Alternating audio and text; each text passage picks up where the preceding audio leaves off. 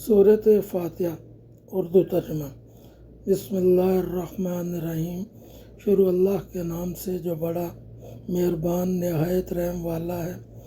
الحمدللہ رب العالمین، سب تعریفیں اللہ ہی کے لیے ہیں جو تمام جہانوں کا پالنے والا ہے۔ الرحمن الرحیم، بڑا مہربان نہایت رحم والا ہے۔ مالک یوم الدین،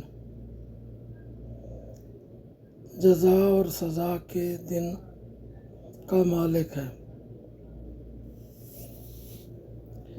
ایاک نعبد و ایاک نستعین، ہم صرف تیری ہی عبادت کرتے ہیں اور صرف تجھ ہی سے مدد چاہتے ہیں۔ اہدنا الصراط المستقیم، ہمیں سیدھے رستے پر چلا۔